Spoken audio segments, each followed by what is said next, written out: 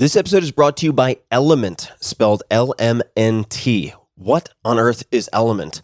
It is a delicious, sugar-free electrolyte drink mix.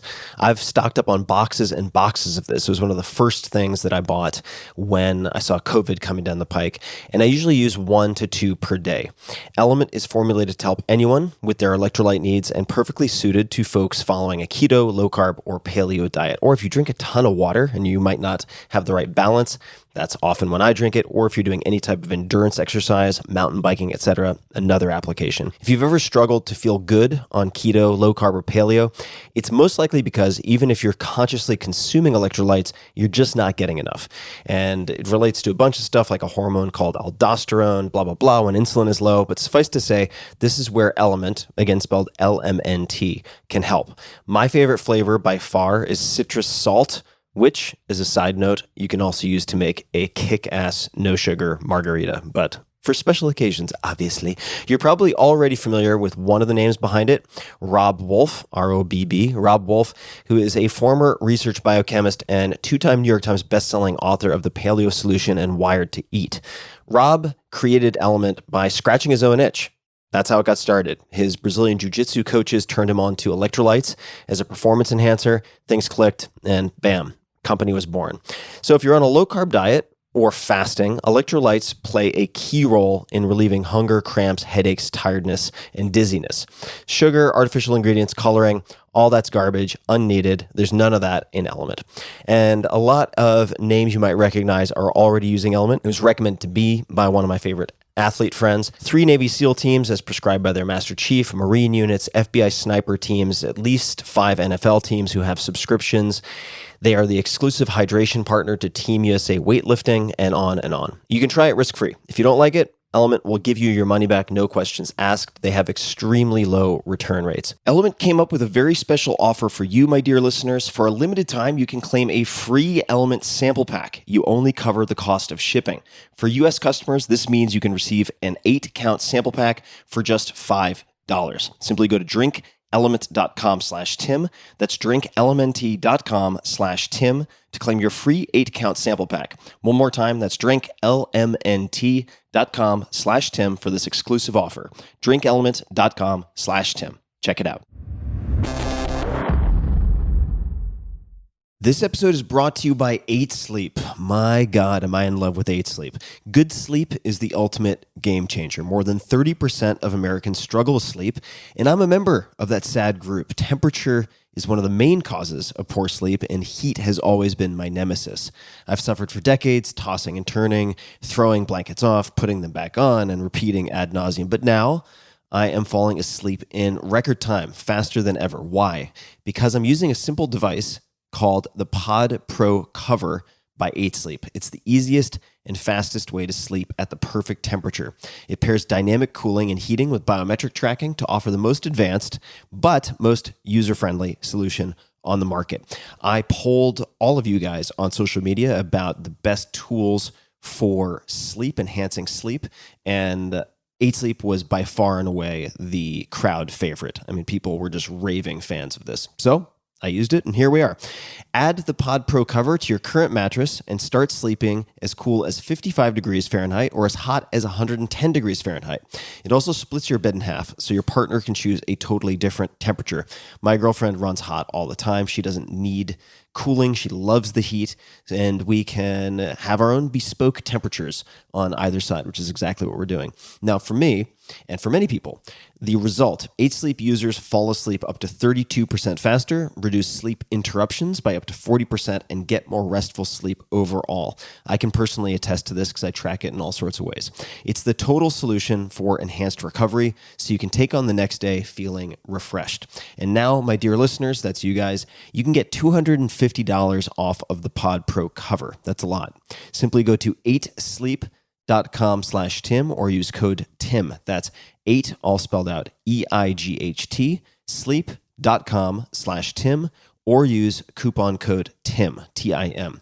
8sleep.com/Tim for $250 off your Pod Pro cover. Optimal minimal. At this altitude, I can run flat out for a half mile before my hands start shaking. Can I answer your personal question? Now would seem an appropriate time. What if I did the opposite? a cybernetic organism, living tissue over a metal endoskeleton.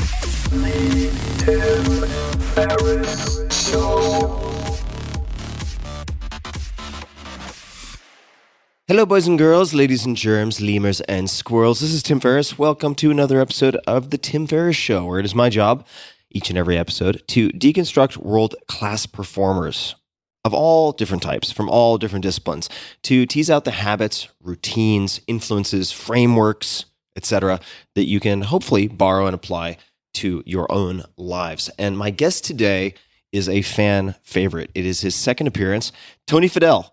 You can find him on Twitter and Instagram at tfadell, F-A-D-E-L-L. Who is Tony Fadell? Tony is an active investor and entrepreneur with a 30-plus year history of founding companies and designing products that profoundly improve people's lives. You'll recognize quite a few of them, so stick around, pay attention. As a principal at Future Shape, a global investment and advisory firm coaching engineers and scientists working on foundational deep technology, he is continuing to help bring technology out of the lab and into our lives. Currently, Future Shape is coaching 200-plus startups innovating game-changing technologies. He began his career in Silicon Valley at General Magic, the most influential startup nobody has heard of. We talk about General Magic at length in our first conversation, so check that out if you want that chapter. We cover it a little bit in this one just so you have context. He is the founder and former CEO of Nest, the company that pioneered the Internet of Things and created the Nest Learning Thermostat. Tony was the SVP of Apple's iPod division and led the team that created the first 18 generations of the iPod and the first 3 generations of the iPhone. Throughout his career, Tony has authored more than 300 patents. That is a whole lot of patents. In May 2016, Time named the Nest Learning Thermostat, the iPod, and the iPhone as 3 of the 50 most influential gadgets of all time. His new book, which we dig into at some length because it is tactical and practical and very rich in details, is Build, subtitle, An Unorthodox Guide to Making Things Worth Making. You can find him online, futureshapellc.com. You can find him on Twitter, Instagram, and all over the place, of course. Easiest handle is at tfadell, T-F-A-D-E-L-L. And without further ado, please enjoy this very wide-ranging conversation, a very actionable conversation. Lots of nitty-gritty details with Tony Fadell. Tony, what a pleasure to see you. Thanks for coming back on the show. Tim, it's great to be with you and with you again. I hear that's a rare occasion to come on a second time. So thanks for having me. It is a rare event, and I think there are many good reasons for it. The first is we only got through a small percentage of my total notes the first time around, and many things have happened since we last spoke. And I have to ask you right up front, so you have this new book, Build, subtitle, An Unorthodox Guide to Making Things Worth Making, which is incredibly well put together. I looked at it, I didn't read the whole thing, but I did read quite a few chapters. I'm going to read more.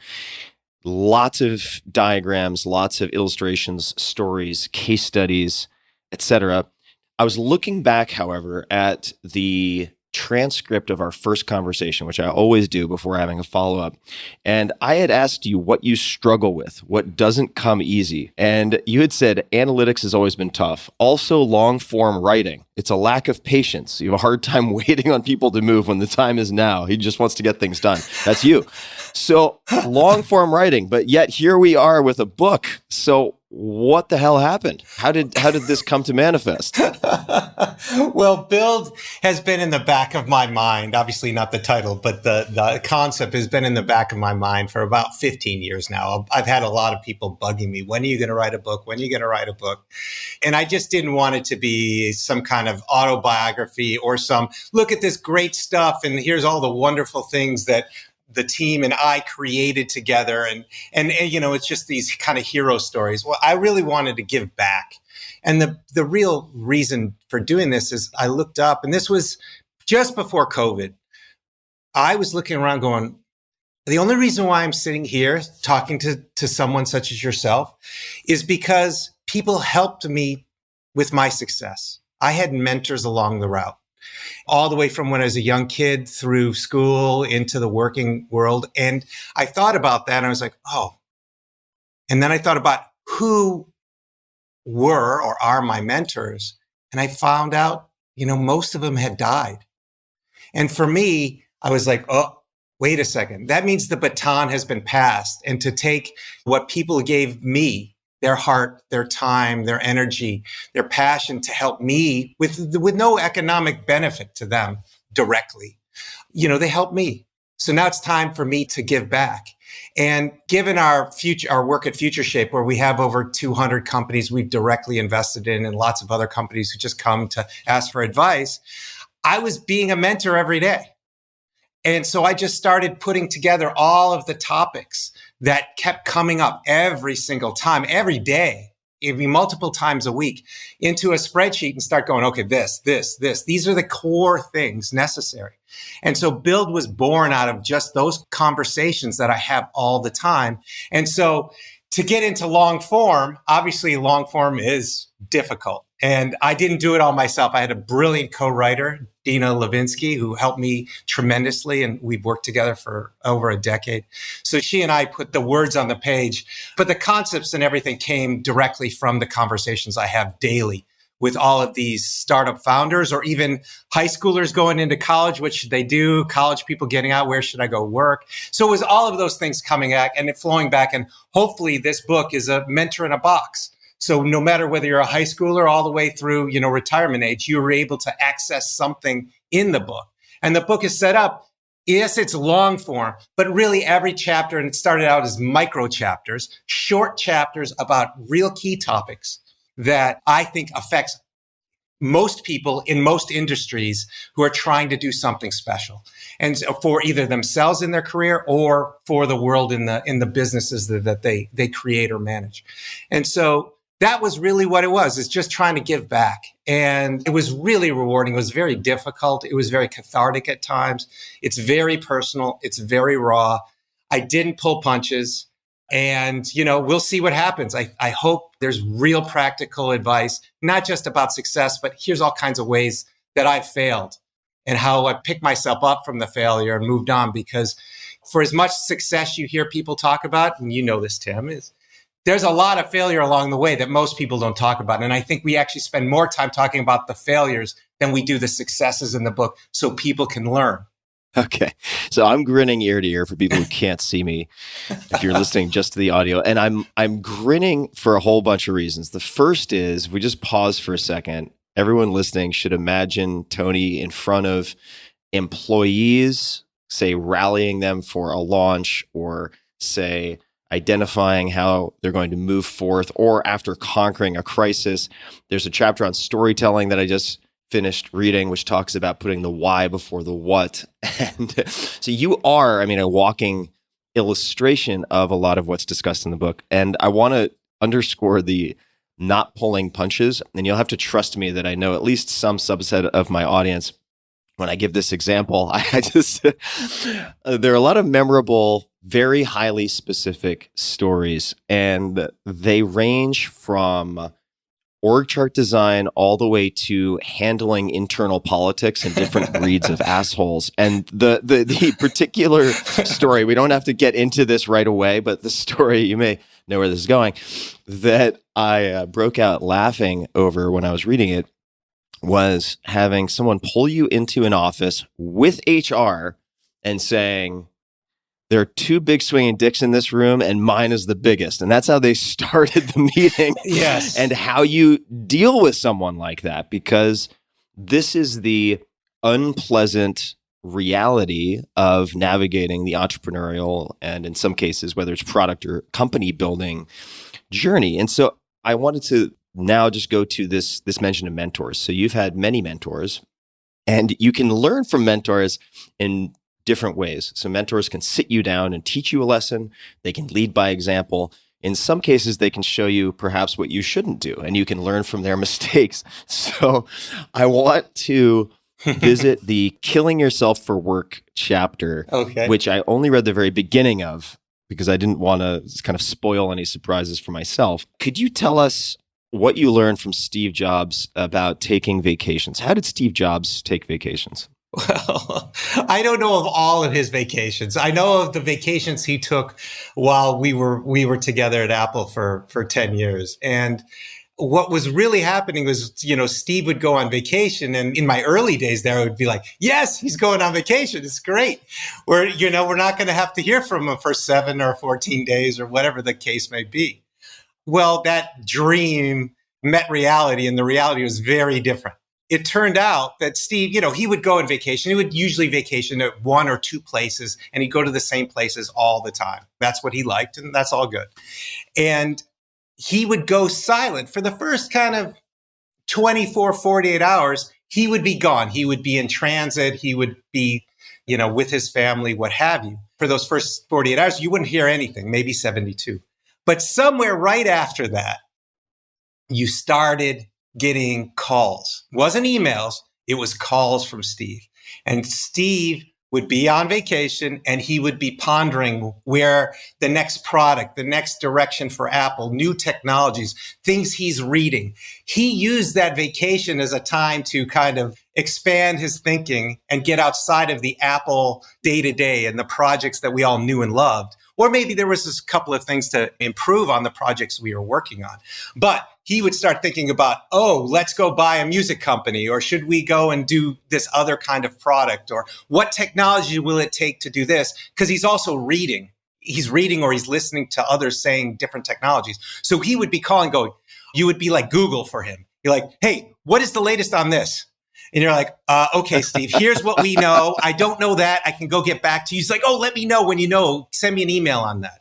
And then 15 minutes later, he might call back with a different idea. So it was literally while he was on vacation during reasonable hours. This wasn't crazy hours. But you might hear from him on vacation 5 or 6 times, depending on what he was thinking about at that time per day.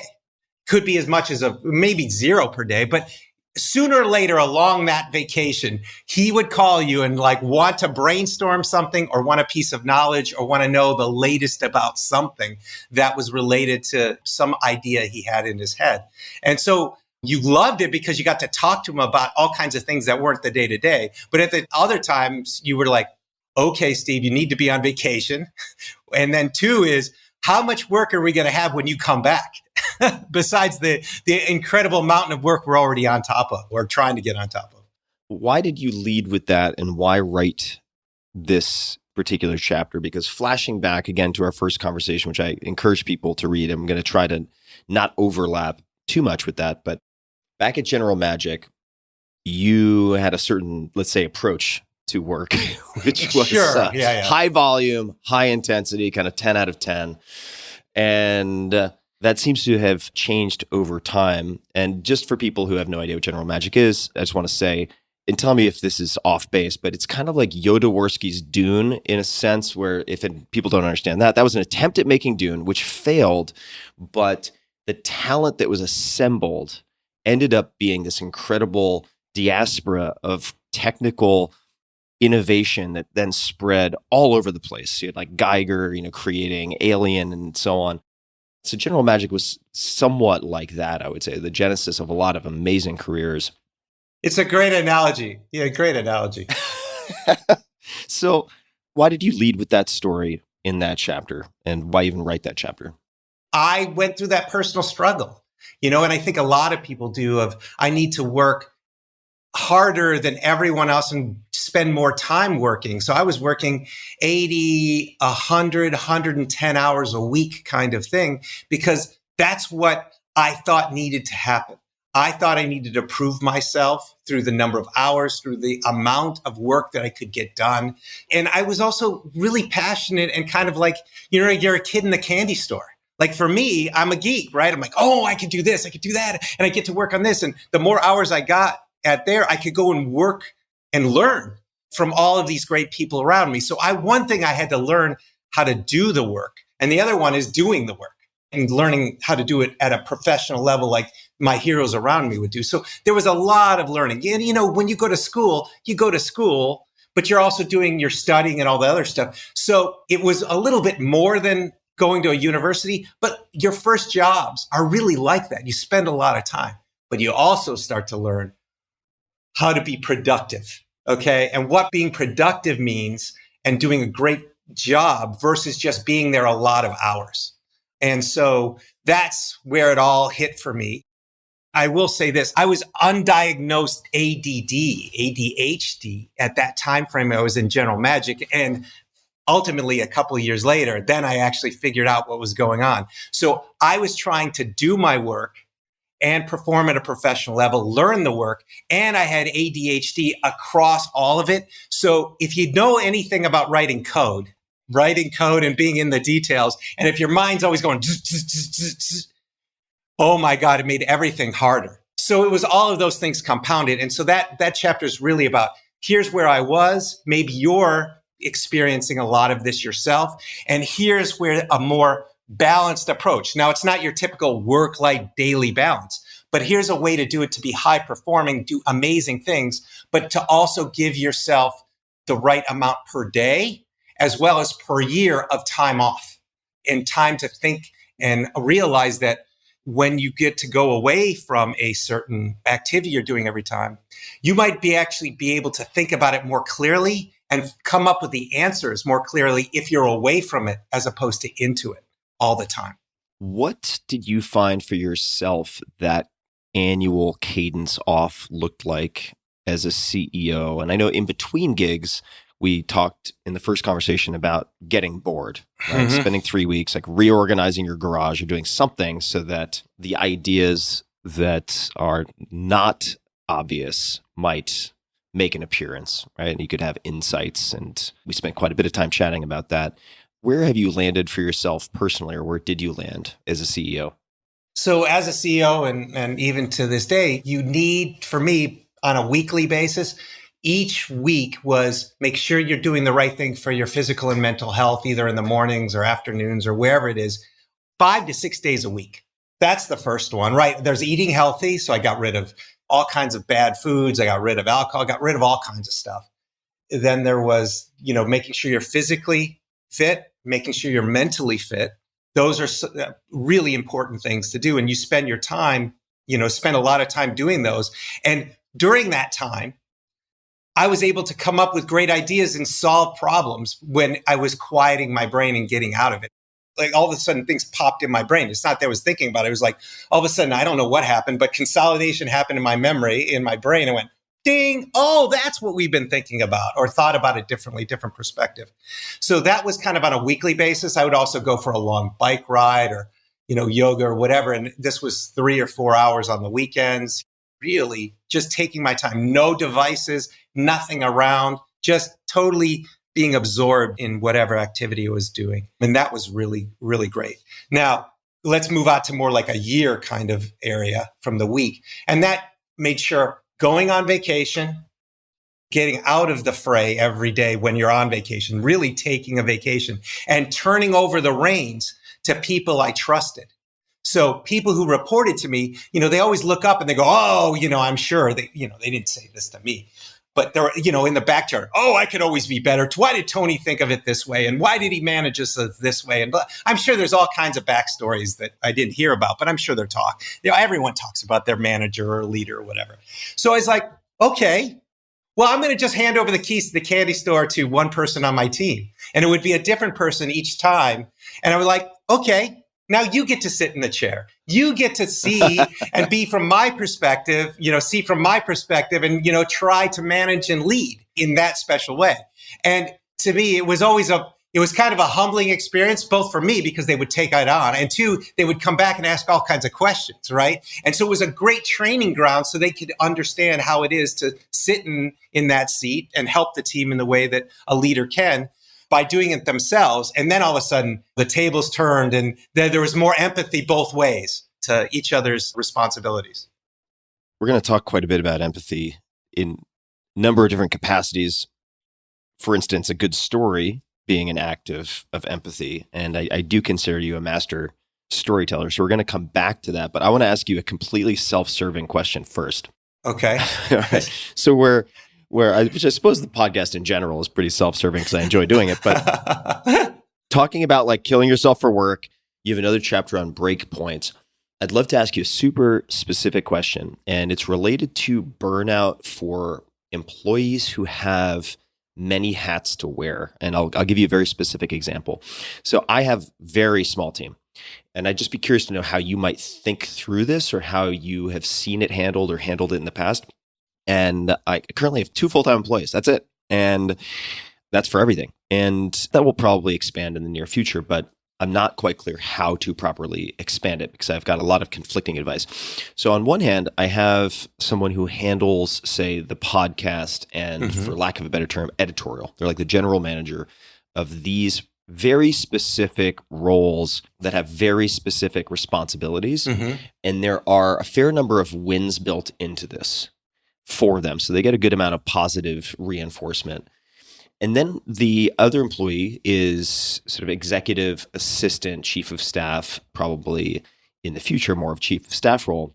And they're handling so many different miscellaneous responsibilities that the potential for burnout seems to be Very quite high. Right. And they also get, and I need to be better at doing this in person, of course, but they have fewer wins to chalk up that are obvious that someone, say on the editorial side, would have, or in any like maybe product management role where there are launches and so on.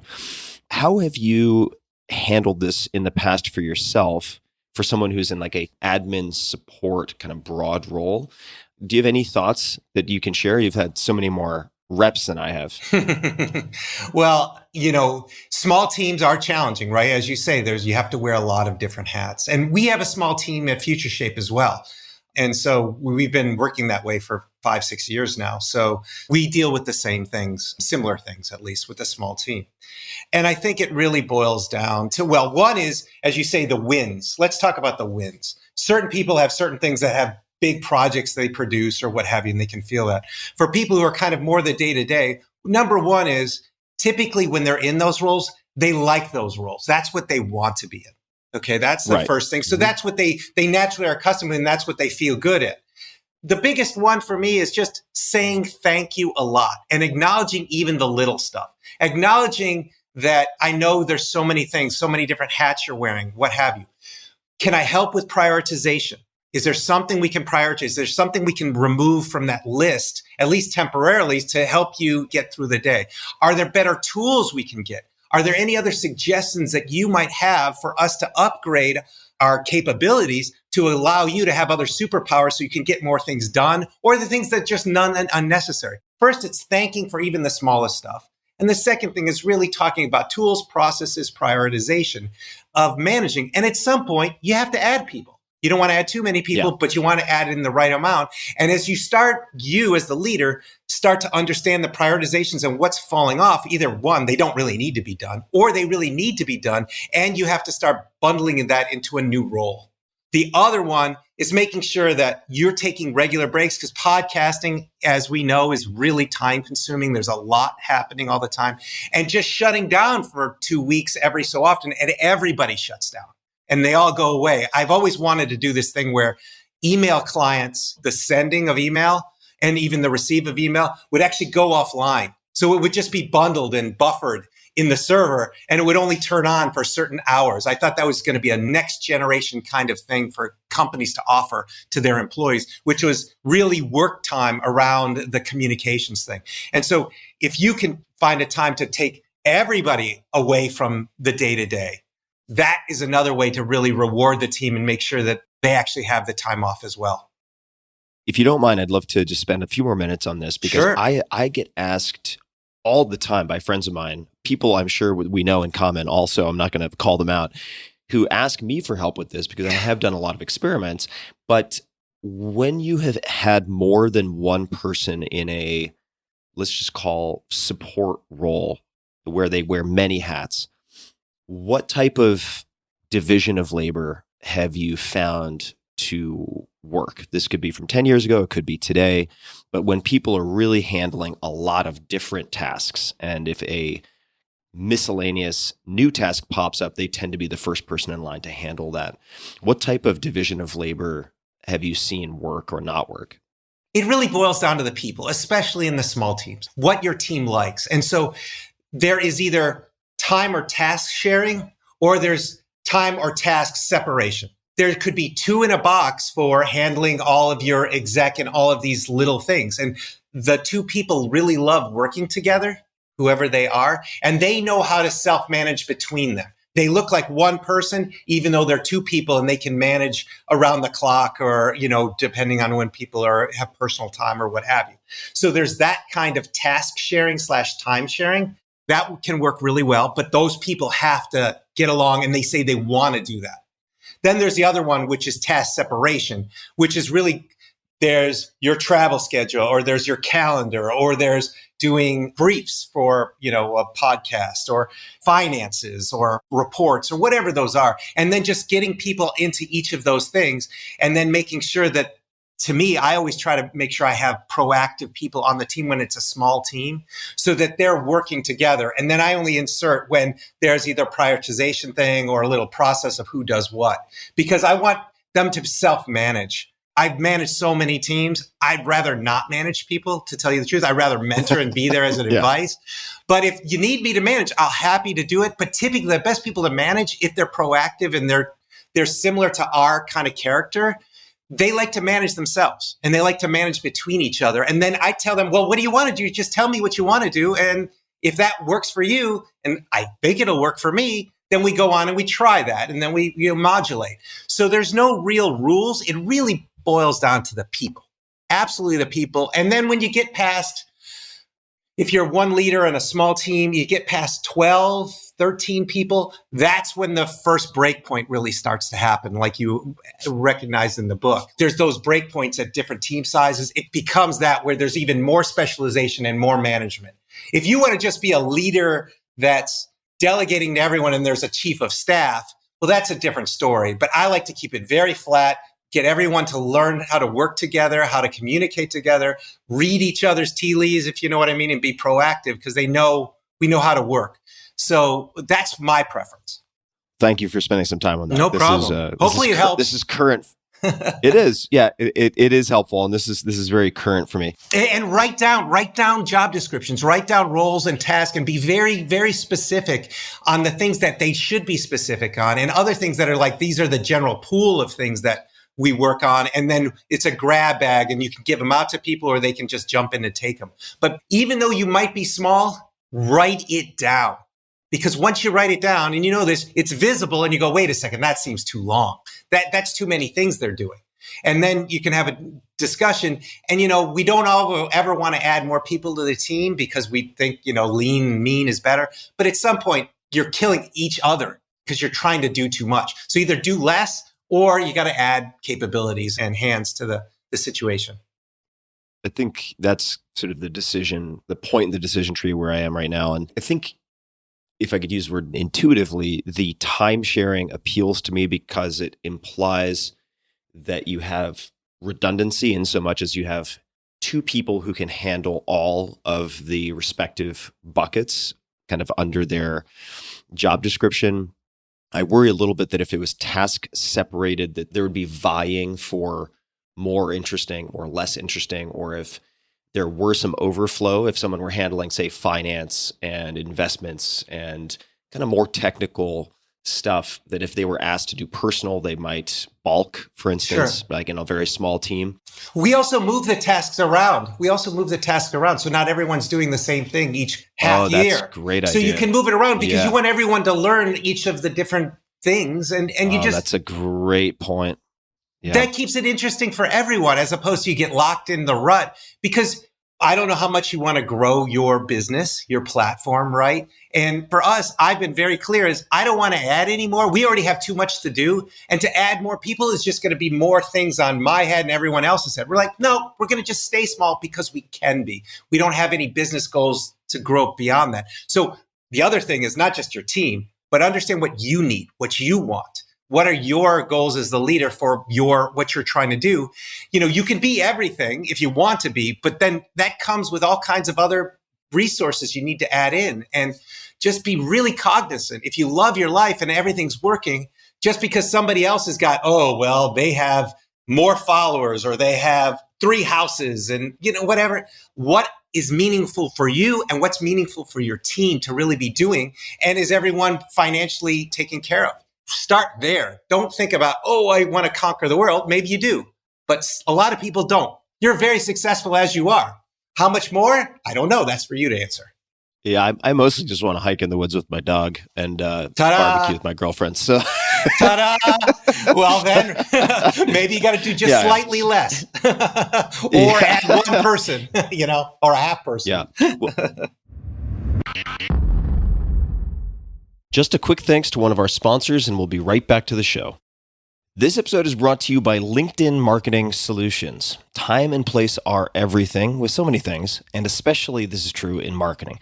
But in today's age of 1 million messages per minute, I've seen my phone, have you, and seemingly not enough hours in the day, how do you really catch your target audience's attention? Fortunately, there's a simple way. LinkedIn can help you speak to the right people at the right time. With LinkedIn becoming #1 in B2B display advertising in the US, you've got a great advantage right in front of you. You can stand out against your competitors while nurturing customer relationships and growing your brand. LinkedIn delivers you both quantity and quality. Its targeting tools allow you to reach your precise audience down to their job title, company name, location, and more, which means your ads can be seen by those who matter. Scale your marketing and grow your business with LinkedIn advertising. Companies of all sizes and sectors are using it, and now yours can too. It's easy to try. LinkedIn is now offering a $100 credit on your next campaign. Go to linkedin.com/TFS to claim your credit. That's like Tim Ferriss show. So check it out. LinkedIn.com/TFS. I think you and I have a number of converging interests we're going to talk about a little bit later. Let me ask you, with Future Shape, what does the headcount and org chart look like within Future Shape? Since you've had the opportunity to kind of design many different teams, what does Future Shape look like? Future Shape, depending on how you count, is around 9 people. When you factor in all of the accounting and all the other pieces, about 9 to 10 people. And they're both on the West Coast and also here in France. So we have on both sides. But truthfully, Future Shape is a set of individuals. I might be a leader in a way, but everyone on the team is a leader for the expertise they bring. And so it's all proactive. We're all friends. We all want to help each other. We're here for a mission. And so we want to keep it flat, lean, and mean, because the reason why, at least I am, and a couple other people are on the team, is we don't need to work in a corporation. We don't need to work in something much more highly structured. We are professional adults. We know how to work together, and we just want to do really great stuff within reason while having great lives. Obviously, there's peaks and valleys and all that stuff. But now with the book, it's very peaky right now. I do know that feeling. Yeah, people are burning the midnight oil now. But, typically it's not like that. And we try to make sure it isn't like that. Even though we have 2 different time zones, we're very respectful on each other's time zones, even when we're traveling, these kinds of things. So the nice thing is, because we have the teams on both sides of the Atlantic, there's only windows of time when we can each be working together, if you know what I mean.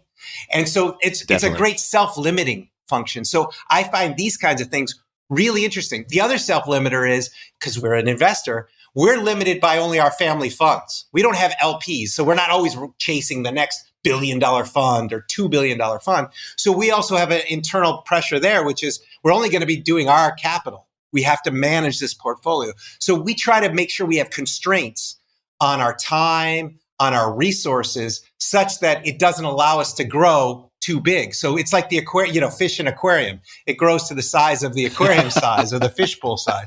So I try to make sure we put those constraints on it, team size, how much we're doing, those kind of stuff, to make sure we don't spill over. And if we do spill over, then we just say, okay, we're going to do less. It's hard. You always want to do more because you see lots of interesting things. You see a lot of incredible teams, but you can't do it all, and you have to say no. I think we discussed that on our last podcast, is saying no a lot. And so really, what's your mission? What are your goals, personal and also the team goals? And make sure it's all aligned.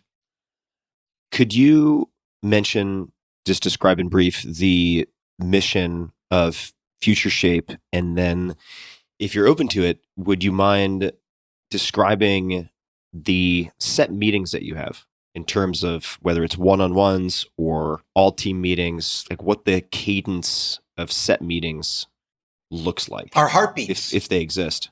So that's a chapter in the book, Heartbeats. So for our team, again, we are mentors. We call ourselves mentors with money. We're not a VC who takes third-party money and invests it on behalf and have to worry about returns for LPs or limited partners. We're not philanthropic, so we're not just giving away money either. Sometimes it feels like that because, we do have failures and stuff like that. We still have a portfolio that between 70 and 80% of the portfolio will be a failure or a push, in terms of like the financial outcome. But the other 20% or 25% could be really, dramatic. So that's kind of the framing of where we're at. But to talk about what we're really passionate about, our mission is to deploy our network, our expertise into these companies doing really hard, disruptive, typically deep technology companies who can be disruptive to a given industry. And that is either in the environment, it's either societal issues, problems we want to solve, or health issues. So really the planet, society, or health, individual health. So that's what we're focused on. And we get to work with some of the best entrepreneurs on the planet trying to help in a big way. We don't invest in sales technology or media technology, gaming. We don't do that. Marketing or ad technology. We care about doing the things most investors will shy away from. Things that are not in vogue, things that are not like we hear about metaverse or whatever, that kind of stuff. No, we don't play those trends. Typically, we're pre-trend. So before the trend happens, we're early. And like we've been doing the climate investing for a while now. And it was crickets. People are like, you guys are crazy. What are you investing in this stuff? We had 2008 with the green tech implosion. It's never going to turn. Why are you spending all this time, Tony? COVID hits. Then all of a sudden people start changing their priorities, whether that's the investment people themselves or their limited partners and family offices are starting going, well, what do we have in climate change? What's out there? And now they're starting to call me. They're going, wait a second, you've been in this in a while. What are you working on? What are the cool companies? What should we be investing in? So typically, we are ahead of the curve. It can be lonely at times, but now it's finally hitting in many of our different aspects of what we invest in. And it's like, okay, finally it was right place, right time. But, there are years when you're sitting there navel gazing going, is this going to go? Is this just a pipe dream? We know that there are problems. When is the world going to wake up to them? Because we're solving pains. We're not just doing things frivolously and doing fun things. We think we're doing very important things. And that's what drives our team. That's what drives us. Now, as far as how we work our day-to-day, we were virtual well before COVID. Okay, we are a virtual team. We have, we're even more virtual now, but before COVID, we were virtual. We have one physical office. Now, we had two physical offices, but even then, we were virtual. So when COVID hit, we all said, what do we do? We were like, well, what we've been doing for the last 2 years. So that went really well. So we're always on, we're always on the messaging apps going back and forth. But we have regularly, every week or every other week, an all-team meeting.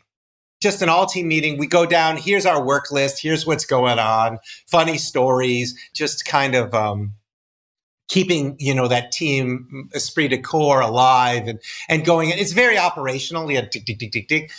All the fun stuff happens in our group chats where we're sending each other posts about this or funny stories or what have you. We're probably talking to each other almost every day, one-on-one or one-on-two or something like that. Or we have conference calls with our portfolio companies who are mentoring or CEOs or what have you. So we get to pick and choose our schedules. And so that's really unlike a lot of other companies, and other businesses, we're in a special space. So we try to make sure our lives and our mission are paramount in the work that we do. This is going to be maybe a mundane tactical question, but I know companies that use Slack. I know companies that use many different tools. Most recently, some have started using Telegram. What do you use for group chat? Interestingly enough, we go between WhatsApp and we go between, of all things, Skype. No kidding. Why? Okay, tell me more. Well, we started on Skype years ago before all of this other stuff, and it works. Maybe not the most modern, but it works.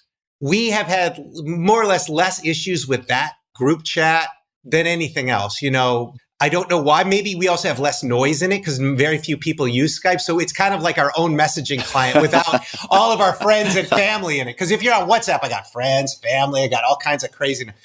Very few people use Skype. So it's kind of our own messaging app that's all our own thing. It's kind of like a Slack channel without being a channel. So we were pre-Slack. Pristine, uncluttered. So let me ask you about something I know absolutely nothing about, but I would love to hear you expand or just explain what it is if you're able to take a minute.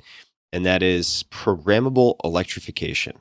So I've read this is something that you have been interested in, at least as recently as 2020. I don't know if that has changed, but could you speak to what that is and some of the areas that you're focused on, if you're open to mentioning them, that are pre-trend? Sure. I think programmable electrification, or truly the electrification of everything, which also includes the wireless of everything. If you go all the way from the place where you first start, where energy is produced or created, and it goes through the transmission lines or wherever it is, and then where it's consumed, there's all kinds of things. The same thing goes with wireless. There's all kinds of things in the middle or at the ends that are consuming, generating inefficiencies and that stuff. So we look across these entire value chains in these systems, and we look at fundamental things that need to change in those systems to be able to make them more efficient. So today, this is an electrical injury, but all energy in the world today that is created, 60% of that, 60, is lost in inefficiencies. It doesn't even do work. So just imagine what our climate crisis would be if we just saved that energy. Okay? If we saved even half of that 60%, like 30%, we could still live the life we're leading without all of the problems we have, because we're just throwing it away. We're just being wasteful. When you've seen people with, to me, waste is horrid. I abhor waste. I loathe waste. When I go to the trash can each day, I'm like, okay, this is organic. I know where that could go, but where is this thing going? Where is that thing going? And it drives me nuts. And so when I see something like 60% of energy goes away in losses, I'm like, where can we go target that? So one thing in this is better motors, electric motors. And that's from not just cars, but all the way to electric appliances, everything that uses motors, manufacturing, so many things use motors. And we're throwing away tons into fans on your ceiling, tons and tons of energy there. So one company that we invest in is Turntide. And we've been there well before they were named Turntide. We've been in, 6, 7, 8 years now. They're making a next generation motor. And that motor can be much more efficient, like 10%, 15 more percent efficient, but it uses fundamentally new software and hardware technology and gets rid of rare earth magnets, all the things that we keep talking about with supply chain. So it's a very, very different motor, much higher efficiency, slightly higher cost in certain regards, but that'll come down over time. But it's such a dramatic reinvention of the motor that we had to be in it, because energy losses in motors is just very high and they're used everywhere. So let's go after that. Another company that we're in is called Menlo Micro. Menlo Micro is all about the distribution of electricity from place to place. Today, we have things that are called relays.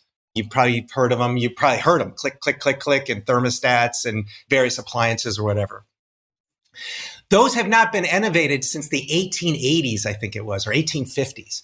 Electromagnetic relays and silicon state relays, solid state relays, have really not been innovated. They're the same thing, but they have all kinds of inefficiencies or reliability problems. There's been no moment. The same as like when the vacuum tube became a transistor and all of a sudden all of these things changed in the world. So that vacuum tube to transistor moment is now about to happen in relays, and it's happening by Menlo Micro. And so it's these little MEMS switches. They're silicon switches, and they switch very fast, very reliably, billions of times, and can replace all of these old technologies. 20 billion or more are sold a year today. And with this, we can get much better energy efficiency and getting it out of the transmission lines, out of the problems in the cars, in all the traffic signals in the world, in how you do your lighting in your houses or dimming or fans and all those kinds of things. So that's another example of this kind of getting into the electricity system and trying to find those inefficiencies and get rid of that waste. And so to me, this is incredibly beneficial. It's so much so that like Menlo has an incredibly long set of customers because these engineers have been working for years with this antiquated technology. Now, all of a sudden, they said, finally, the Holy Grail, and they're diving in. And to give one example, the country of India, 8% of all their electricity today is used by ceiling fans in homes. 8% of energy consumption, ceiling fans. Yes. If you put our one switch in, just in the wall switch, we can save 50% of that. So we can go down from 8% of the country's energy consumption down to 4%. Just because their waste, it turns into heat. This one little switch that's not very expensive at all. You're like, oh my God, what other things can we do like that with all kinds of other countries who have these kinds of, we all have the inefficiencies. It's not just India, it's the US, it's Europe, it's everywhere. What else can we do when we have these fundamentally new things that are not cool and of the moment, like a metaverse or NFT or something? This is the stuff that matters. That's why we get up every day and go to work and have a great time with this kind of mission, finding these people doing these kinds of things that are take 6, 7, 8, 10 years to actually realize. But once they're there, they're transformative everywhere in the world. Let's return to storytelling. We've been listening to storytelling from start to finish, but I want to read a truncated 2 sentences from the book. And there's more to, of course, this entire chapter, but the story doesn't exist to sell your product. It's there to help you define it. There's more on that second sentence, but could you elaborate on this, please? Because I think this is a really fascinating and deeply important point. So the story doesn't exist to sell your product, right? Because a lot of people make something, then they're like, all right, what yarn do we spin? What do we pitch? How do we angle this properly so we can sell it? But if we then reframe it, it's there to help you define it. That is the product. What does that mean? And could you give an example? You hit it right on the nose here. So what I grew up learning, which you just mentioned, is that you create something you really think is meaningful. And then you, at the end, you go, we're going to market it now and we're going to tell a story about it. And hopefully that story resonates. And hopefully it relates to the product. You're actually delivering what the product can deliver, right? And you're like, okay, if you actually move that story to the front, while you're concepting whatever it is you're trying to build, trying to create. When you actually create that story, as you know, you have to understand your audience. You have to understand why they're tuning in, what their problems are, how you can solve them, and how you make it easy for them to listen in and learn, right? And hopefully some tools so they can apply it in their day-to-day life after they get done, so that it's kind of almost like a loyalty thing. They're like, oh, he did all these great things for me. I want to listen more. So it's not just a one-time thing, but it's a relationship that you're building, even though it might have started out as a transaction. So how do we tell that story? What are the pains you're solving? Why does it matter? Why does it matter to the individual? Why does it matter maybe to their family? Why does it matter to their society or where they live? How is it going to help them both rationally and emotionally? In other words, is it about money savings? Is it about some time savings? What's the rational part of the story? What's the emotional part of the story to say, oh, that is so cool. I want to get off my butt and actually make that transaction happen because I really believe in the rational part. So you need to have this incredible balance of understanding your audience, understanding all of these variables, and you need to write them down before you embark. Now, it doesn't mean on the creative journey, but it does help to guide you so you don't get off track and you just start building things that resonate with you, but don't resonate with anyone else. General Magic was a perfect example of that. General Magic, we were making all the things that we thought were cool because we knew though those problems would exist sometime in the future. We're going to make all of this technology in service of what we think is the coolest thing, but we really didn't have a great idea of who we are targeting, why we're targeting, was society ready for it? What were the both rational and emotional reasons for buying it? All of those things. And that's why General Magic failed, because the technology wasn't even ready yet, but the market was so far from being ready, even if the technology was close. So there seems to be a threading the needle here that you have accomplished quite a few times, not just in building, but also in investing where, and this is going to sound like a strange comparison, but I was reading a book called Of Wolves and Men by Barry Lopez, one of my favorite nonfiction books. Kind of redefine the genre of nature writing and what it could be, just in terms of complexity and nuance and beautiful prose.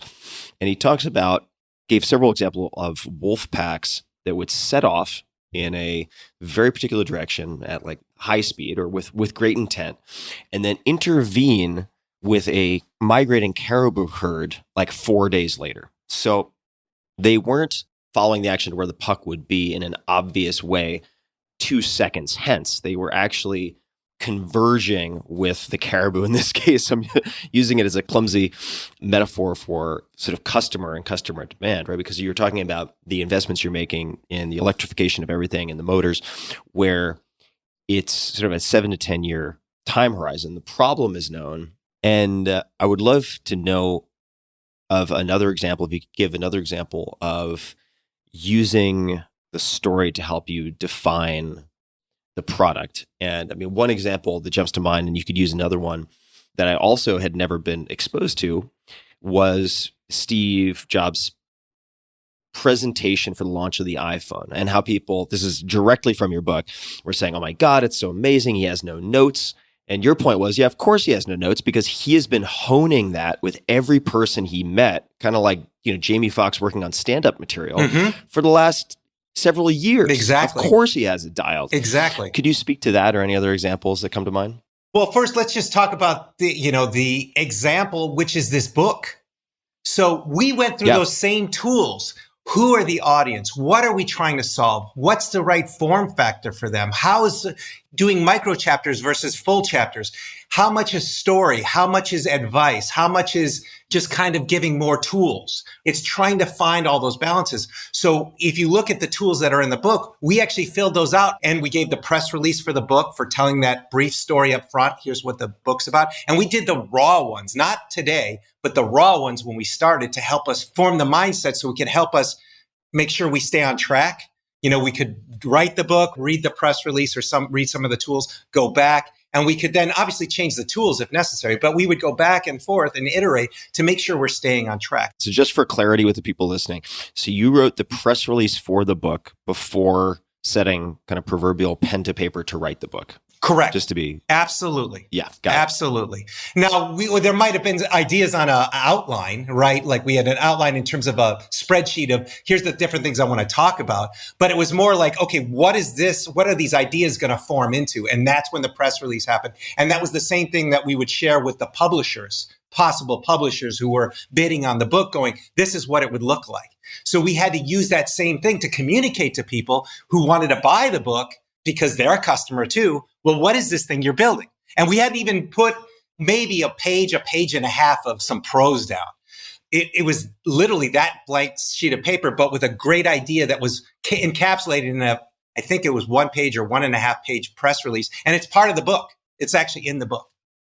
Oh, I missed it. Okay. Can you give us a teaser? Is there anything that jumps to mind that really stood out to you, or just that comes to mind now from that press release? Does anything come to mind that was particularly important later, kind of in the execution of the book?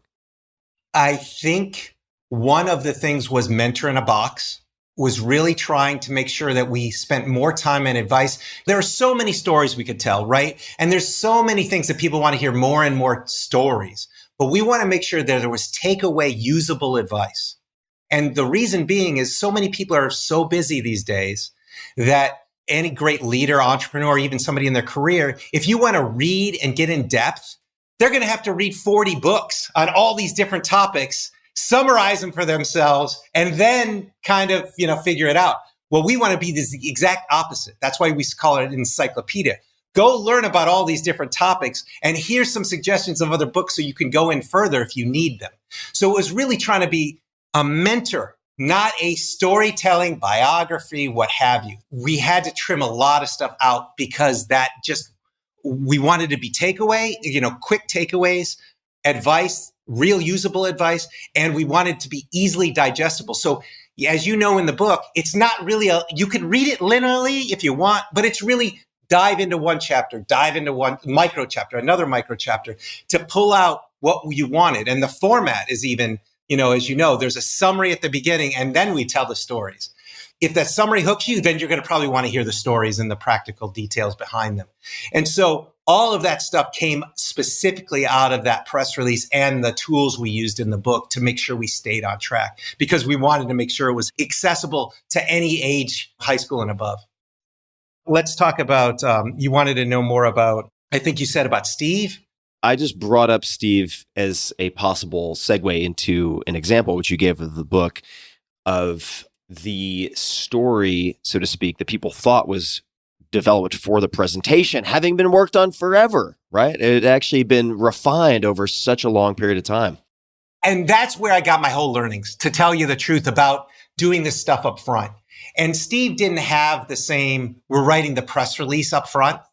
But what he would do is, in his mind, he would start nailing the top parameters of the story. What are the problems we're trying to solve? Who are we talking to? How are we going to solve them? Why are we solving them? And he would then use that message and talk to his, either us as the team or to his trusted people around him, his friends or whatever, and give this pitch daily. And he would be refining it and refining it and refining it. So when it came time at the presentation, it was just natural. And guess what? The product met those things, because maybe we had to make some changes to the product over time because of, during the development, because we couldn't get the right technology or who knows what. It can't get done in time, schedule issues. So he would keep modifying that and making sure it's a crystalline little gem that made sure it solved the problems that we were trying to solve. Because a lot of times you get into schedule issues or whatever. Should we delay the project? Should we just throw this feature off board? Should we not do this? What have you? And that press release or his story were those guiding things to go, no, this is so important, because I talk about it all the time. We cannot lose this. So that means we'll have to push it back maybe in the schedule to make sure we get this, as opposed to just throwing things out just to make a date. And your story erodes. It falls flat when it shows up.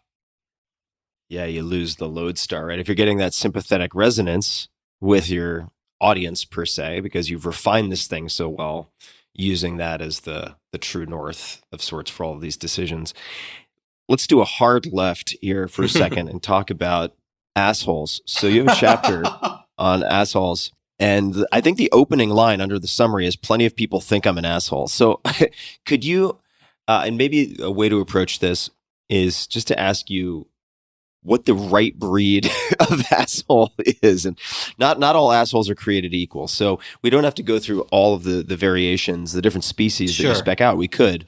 But why have plenty of people thought that you're an asshole? And how would you kind of delineate acceptable versus unacceptable assholes? So this was a chapter that was very hard to write. It took 7 or 8 full rewrites to get there. And it was very cathartic. The reason being is that in my heart of hearts, I know who I am. And I've had, significant people tell me, I really try not to be an asshole. Okay. But there are certain things that are core to me, whether that's ethics, morals, values, or certain product features that need to happen. And they have to happen with a certain quality level, certain customer experience, or certain technologies that need to exist. And you push and you push and you push because you're trying to deliver for the customer. So there are these assholes, and even people have called Steve that too, right? People have all said, "Oh, yeah." The question is motivation. What is motivating that? And when I mean behavior, I mean like pushing people. I'm not saying offending people. I'm not saying degrading people. I'm not saying you're worthless. That should never be allowed, period. No bullying, none of that should be allowed. But challenging people, pushing them to be better, pushing themselves to be better, the team to be better, making the product better, that does not make an asshole. That makes somebody who cares. And I care so much that it may come off as an asshole, but it's just that passion and that caring that matters, because it's all in service of the customer and the team / company / mission. A lot of times when you see assholes, it's about them, their ego, and their self-centeredness. So really you have to understand why assholes who might feel that way, and the knee-jerk reaction, oh, he's an asshole, he's just always on my back, he's da-da-da-da-da. Well, Are they literally degrading you? Are they making you feel less? Are they pushing you down so they feel better? That is definitely an asshole. If they're there to push the details, to really make sure everybody's doing their best without insulting them, without just horrible behavior, but making people go, why, and asking why 5 times. Why can't we do this? Why can't we do this? Why can't we do this? To me, that is, as we say, a passionate hurricane in the book. Somebody who people don't always like to work with at the time, but usually years, weeks, months, years later, they go, my God, that was an amazing experience. And yes, it sucked. And yes, it was hard, but I did the best work I possibly could. And it was in service of our mission. That's what matters. And so you have to really delineate the two, even though there are characteristics that might be shared or ways that you react, the person who's on the other side react to it, be like, oh, they're defensive or they're worried about their ego or they're getting bruised. If it's about the work and it's about the mission, not about the person, then that's really the delineation there. For those people wondering where I pulled out the opening salvo in the office with HR at the beginning of our conversation, that was from that chapter. So you also give practical advice on how to deal with sort of political assholes with Machiavellian techniques. Sometimes they don't always work, but you can try. You have to try, because sometimes people are just having a bad day, or sometimes they're just scared, and you just got to build a relationship with them. But sometimes it isn't the case. And sometimes you just have to get away if no one can help you. Yeah. Sometimes the answer is quitting. Exactly. Last time we spoke, we spent quite a bit of time talking about plastics. Mm-hmm. Is this something that you have continued to focus on? I'm wondering if you've had any particular insights related to that, discoveries, or if you have maybe segued from that to other angles on the same or related problems. Plastic is still forefront of my mind. I continue to work on it. It is not going away. Until the plastic problem has been mainly solved, I'm not going to stop. All right. But in the meantime, in the last 3 years or so, 2.5 years since we last spoke, there's been a lot happening, which is a great way. So I'll give you some examples right here. I don't know if you can see this, but if you know that logo, that's a Chanel logo. Okay. And that's a cap. Okay, I see it. Yeah, it's hard to see with the black background, but got it. It looks like, yeah. So for people who are on audio, it looks almost like if you're old enough to know what the hell a film canister is. Yeah, it's just a cap for a perfume bottle, but it has this Chanel logo on it. Got it. And then this, that's a plastic cup. It's just a regular plastic cup. I have a whole box of all kinds of things. I won't bring them out. But this is a company in the Nordics that makes, these are full home compostable plastics. So they're taking biomaterials and creating fully home compostable plastics to the level of quality for someone like a Chanel or a luxury brand. And you can go all the way to day-to-day kinds of things. If we ever lose it in the environment or whatever, it will actually get eaten by the microbes in the soil and it will disappear. You can throw it in a compost pile. This stuff is real. It's now in production. And this wasn't necessarily there just 2 or 3 years ago. And it's gotten better and better and better. So those are the kind of companies we're looking at. That said, I have, a couple of companies that I've been working on a trash to treasure. What other things can we take as trash and turn them into treasure? So traditional plastics, how can we turn those into treasure? I can't talk about it right now, but we're going to have a very exciting thing to talk about in 9 months' time, probably in a big, big way. But that's been something that I've been working on. I've been looking at e-waste and how do we extract all the minerals and the elements out of it, like gold and palladium and silver and all these things out of e-waste and other waste streams in general. Because why go dig up more of the meaning earth? Devices. Yeah, e-waste being all of our phones, our computers, our TVs, what have you. All those elements have been already extracted from the earth. Let's just reuse them. So a lot of this stuff is about reuse and trying to take today's trash and turning it into treasure. So plastic is a big one, but that's not the only one that we're looking at because we think it's an underserved category, tip of the spear. Some people are looking at it now. Battery recyclers are getting into the act, like redwood materials, those kinds of things. There's going to be much more of this over time because it's so much cheaper to extract from a waste stream than it is to extract from the planet, and better for the environment. You have a small team. Mm-hmm. I'm sure very capable, hyper capable people. You have a small team within the, say, scope of, let's just call it climate solutions or technologies that are both attractive in and of their own right for various reasons, but have some, let's just call it beneficial impact on the circumstances we find ourselves in. How do you apply constraints to that? So you have positive constraints that you've applied elsewhere in the company in terms of total headcount and various other ways that you've applied constraints. How do you choose your targets and make sure that you have a focus? How do you eliminate things?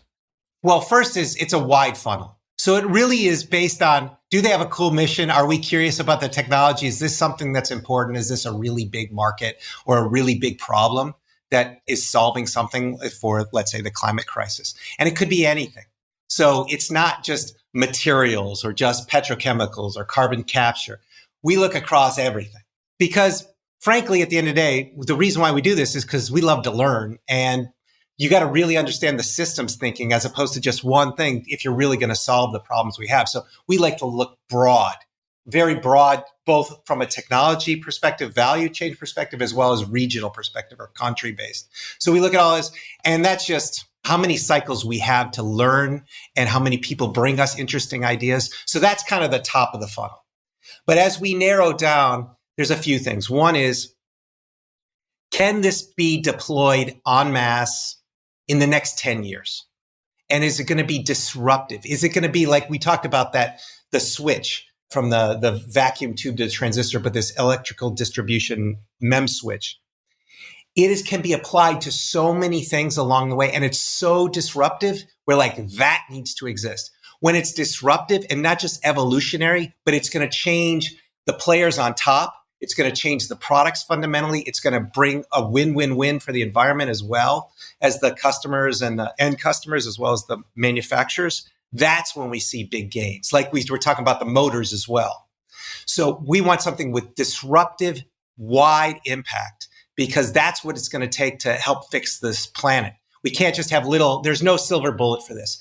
We've created so many different systems over the last 150 years. Almost all of them have even been thought about in a circular fashion, and how to get the trash or how to make it more efficient. It's just like, oh, it works. But it works for that business, not for the planet, for us as a society. So those are the kind of things that we really look to. And that's how we narrow that funnel. So that's the first thing is, does the technology, is it disruptive? Is it close to being marketable? Is it close to being a product? The third thing is, and this is one of the most important things that we've learned across all of our portfolios, is there a way that we can quickly scale? We have to reboot the planet. This is not just, we got to go do one industry in this one state or some in this country. We're talking about, when we say plastic problem, it's around the world. When we talk about energy and efficiency, it's around the world. So if you have something, we want to see the disruptive technology. It meets a lot of needs and can be out of the lab and into people's lives within 10 years in a mass scale. And do you have the technology for scale? In other words, we don't want to just hear about your one factory. What is your scale plan for making 100 of these factories so we can quickly deploy them around the world? How can we get this stuff moved quickly to every corner of the planet? Because we all have these problems. So I think those are the three fundamental things that helped us to narrow that funnel down. And then there's obviously the financial terms and if we can help and, all the other stuff. But the broad strokes are really those three things.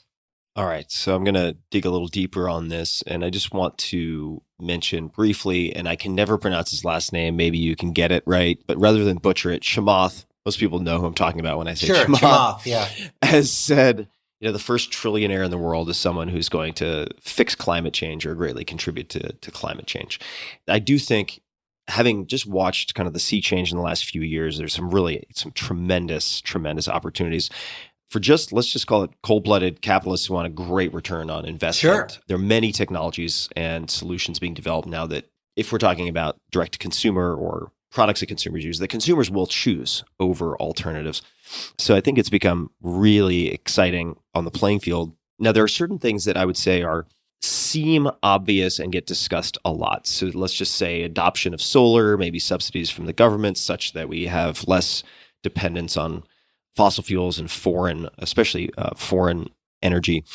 But I had never realized, as you described, that so much energy was lost just due to inefficiencies from point A to sort of point Z.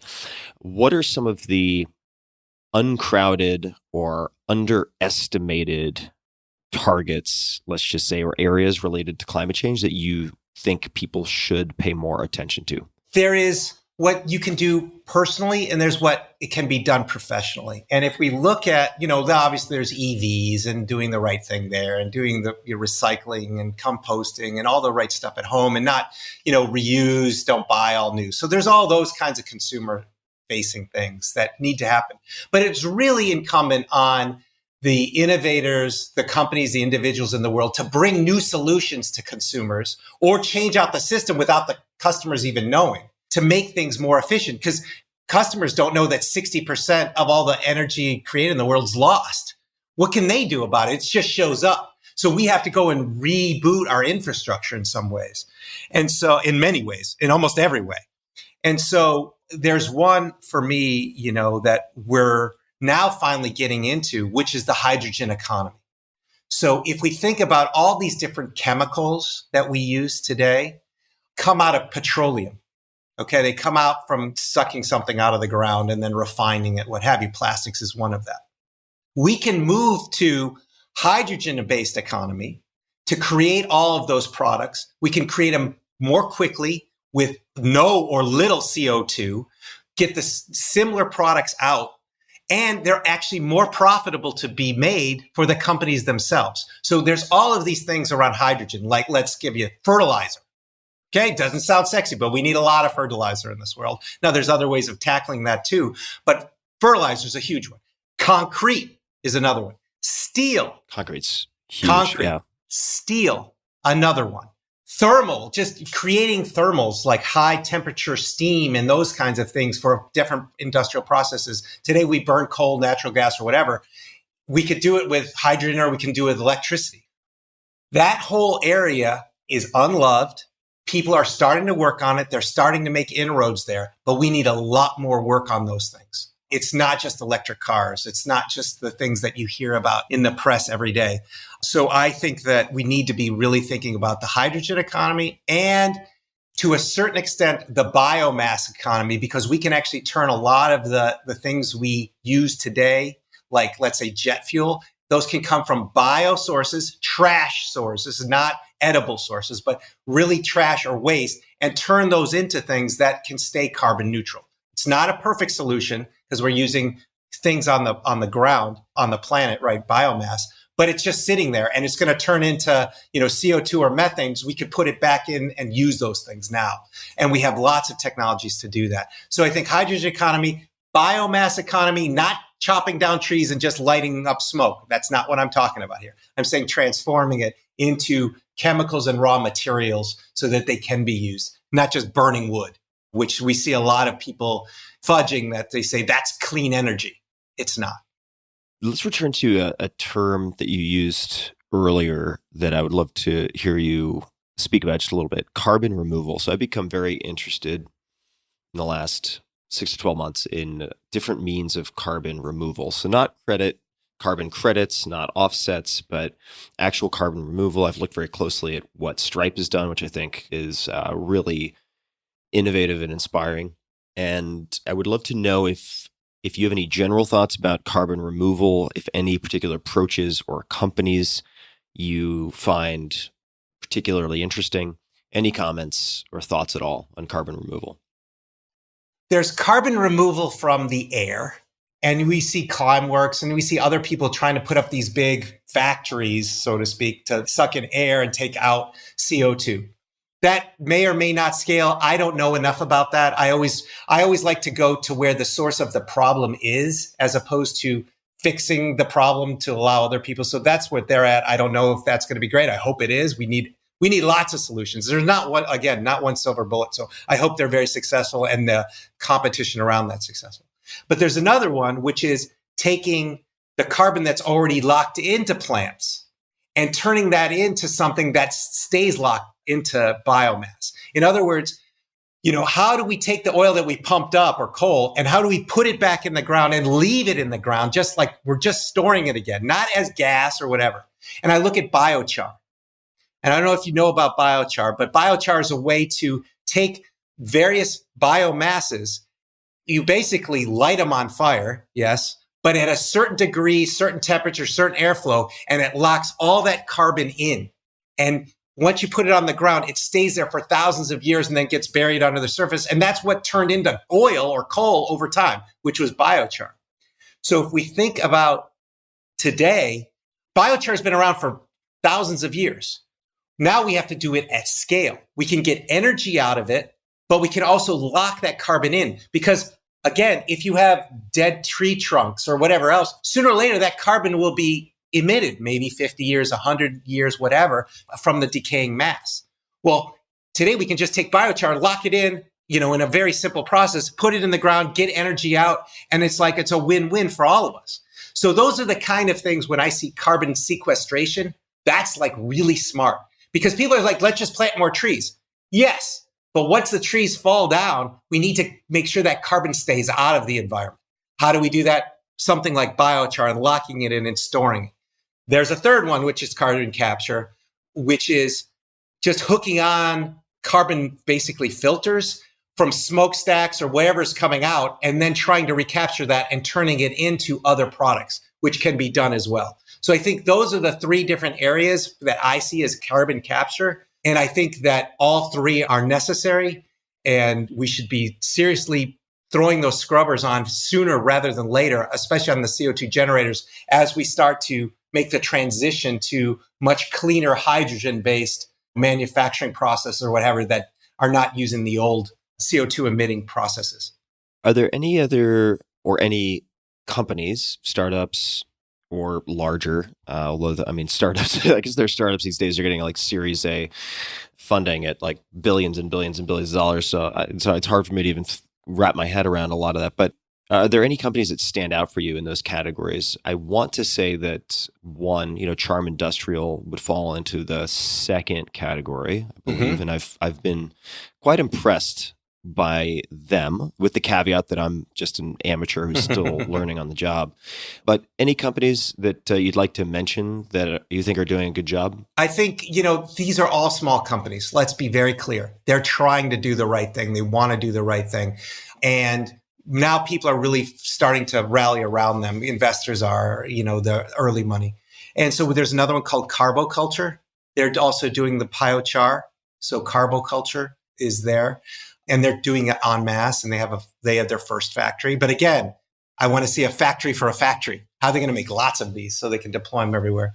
I'm seeing a lot of new technology. I don't have any specific companies, unfortunately, right now that I can talk about in the kind of the smokestack scrubbing. There's a lot of new technology in terms of membrane technology, other kinds of chemical treatment technology to extract that CO2 from those emissions and bring them right down and into some useful form.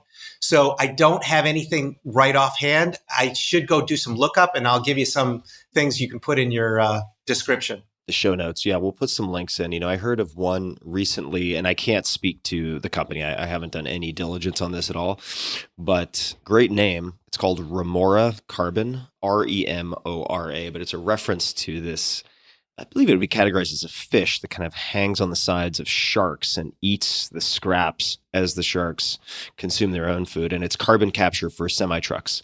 So it's scrubbing technology that is piggybacking, just like a remora in the ocean, on semi-trailer trucks. Super exciting. A lot of innovation happening right now. Like you said, though, very much so on a small scale. So how do you make a factory for a factory is a great way to put it. Exactly. And so, remora, they're doing it for trucks. I think those are something that can actually move to hydrogen or ammonia kind of propulsion. They don't necessarily have to use diesel because those are longer haul stuff. Same thing with electric trains or hybrid trains. So yes, there are a lot of these things, and some of them are stopgaps for the next 5 to 10 years while we transition away from petro-based economy to a more electron-based economy. All of these things are really interesting. We're trying to go for the stuff that's the ultimate solution, not necessarily these kinds of windows of time.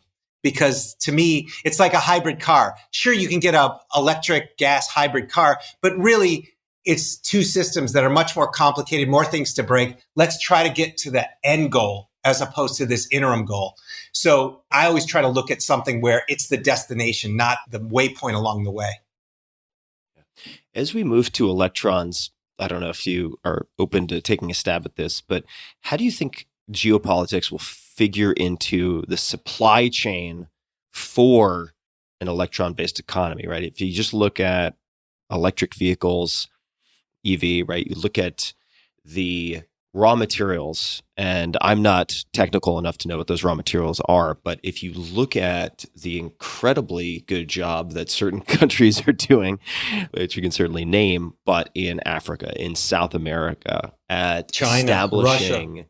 Exactly really good relationships on the ground. They're building infrastructure for cities and countries, and I don't want to say in exchange, but often in tandem, developing incredibly good, incredibly dominant sort of sourcing and distribution for a lot of raw materials. What are some plausible ways that that develops? I think we're seeing the reality right now with the Ukraine war that's going on.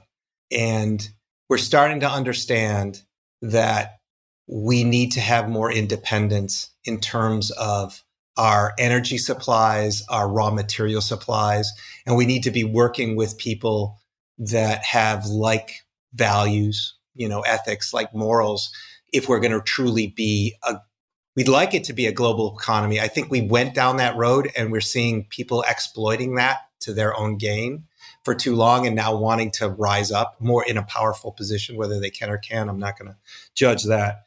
But I think that we being each country needs to have their, and Europe is, EU as I'm calling this, I know it's many countries, but they each need to have their own strategic way of doing energy sourcing. Luckily, as we go to electrons, that's going to be easier because it can be done inside the borders. But from a materials perspective, there's going to have to be many more of them, suppliers. And the reason being is, we kind of let monopolies prevail in there. And we're like, oh, those are dirty. Those are hard businesses. Actually, there's a lot of interesting businesses that can be built with new technology that will actually help us to find and mine things or find these elements much more easily inside our national borders or our true friends' national borders, so we can get these strategic things set up. What we were witnessing in many regards, whether that's in materials, minerals, manufacturing, it was outsourced to the lowest GDP country or the lowest GDP per capita country to get that lowest cost labor. And then those things will come back to us. We're not going to see that anymore. We're going to see technology derived extraction, these kinds of things, and it's going to have to be nationally protected. And it's just going to happen more and more. Now, so that's one thing, which is the supply. But if we also look at the technology, there's things like non-lithium based batteries that are coming, sulfur based, sodium based, iron based. So we're actually able to then gear some of the technologies for certain things to the resources that we have or the abundance of resources around the planet where it's not as strategic, right? As where we hear about the rare earths. Some are rare and some aren't, but rare earths. And this is the reason why we invested in that motor company, Turntide, is because they're not using any rare earths. What does that look like when you have a different way of creating those motors and different partnerships that you need to be able to do so? So I think we're going to be spending more and more time on understanding we need to invest in strategic capabilities, and we can't just farm it out to the lowest cost in the world and use the logistics chain. And then we get trapped from the geopolitical side. And the war is horrible. It's devastating, all those other things. But with high energy prices, guess what? It makes climate change a lot easier in terms of the rational argument for why we need to do it from a business perspective. Obviously, there's an emotional and rational to preserve our species on the planet. But some people don't see it that way, especially some shareholders. But I think we're starting to see that it's not just doing the right thing. It's not just about us as a society. It's also the right thing geopolitically to start to really figure out how to be more self-sufficient and get away from these things. And luckily, we do have technologies today that are already available to allow this kind of world to exist, even though we'd rather be all one thing. Unfortunately, not everyone sees it the same. Yeah, it's certainly when people get hit in the wallet as intensely as a lot of people have been with, and will continue to be, it sort of highlights the vulnerabilities that we have if we don't take a lot of these newer technologies seriously and newer options for sourcing. Right, exactly. And frankly, if you look at our petrochemical world, it's been subsidized for decades. It has been propped up. And if you look at when we look at inflation, I really look at it the opposite. De-inflation is stopping. We've been de-inflated. We've been moving everything offshore. We've been going to lowest common workforce, lowest common monies for paying a workforce, getting rid of healthcare and all this other stuff. We've been just pushing the externalities on everyone else, what we're doing to the climate.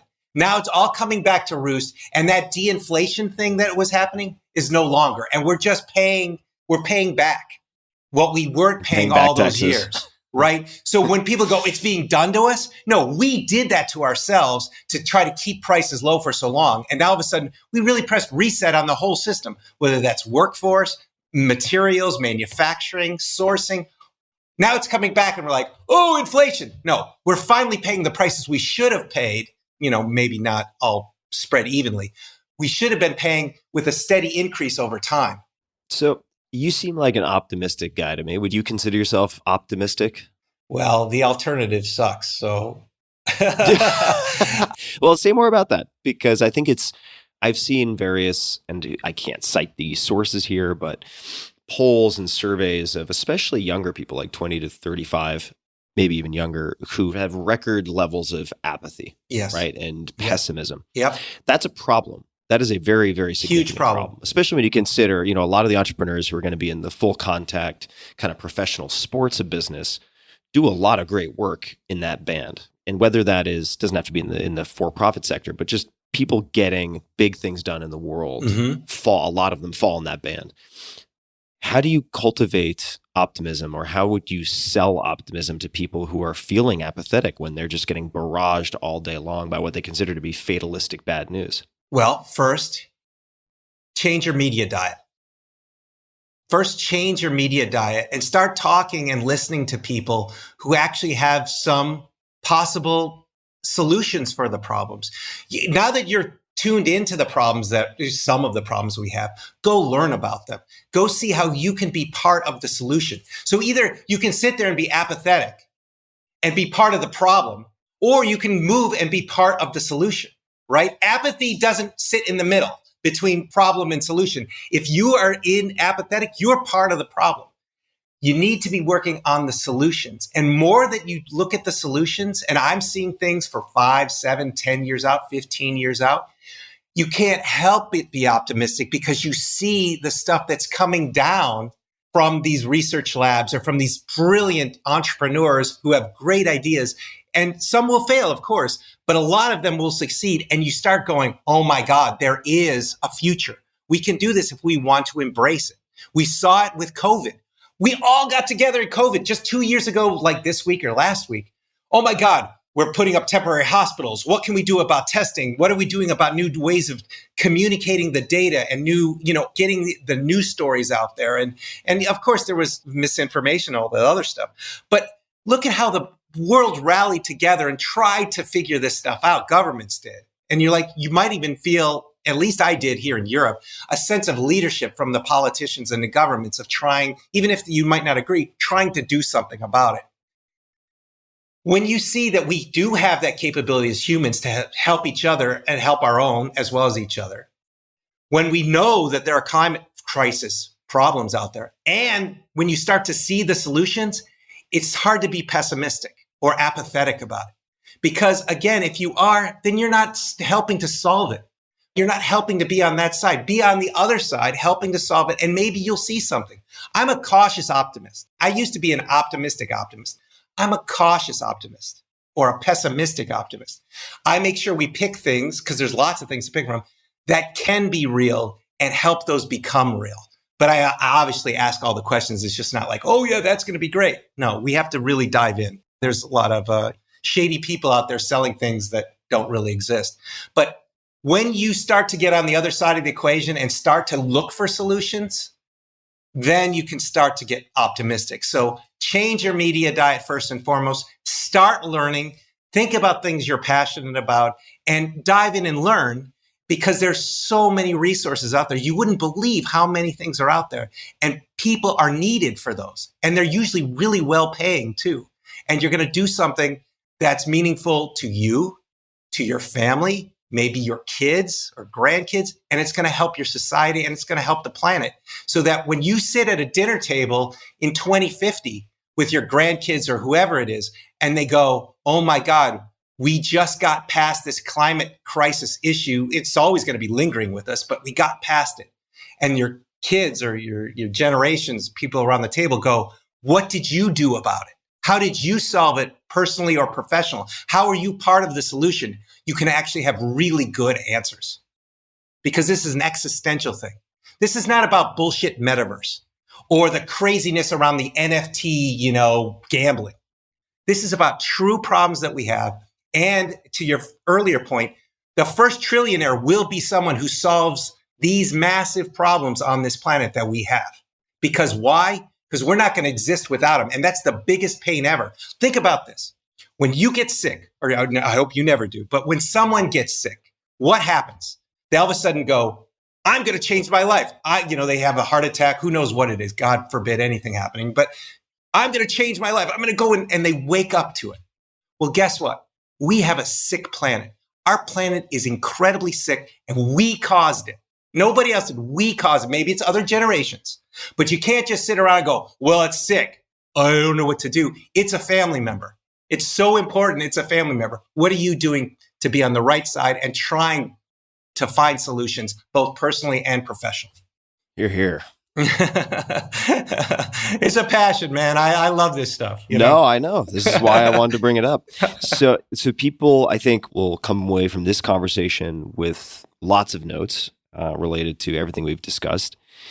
Are there other, in terms of changing media diet, any particular people, resources, could just be one or two, anything or anyone else you could recommend people take a look at to diversify, get some more sort of nutritious fiber in their information diet? Well, I think, this is a great place to start, which gives a great overview. Speed and Scale. I don't know if you can see it, but that's John Doerr's latest compilation of all kinds of different people working on climate solutions. Yep. I think that's a really great one. The subtitle is An Action Plan for Solving Our Climate Crisis Now. It's not fully complete, but it gives a good sense of just reading about it. I'm sure there's podcasts about it. I'm sure John's done a lot of different ones. I think that's a really good place to get started. There's also things like My Climate Journey, talks about people who are in the industry and trying to solve things.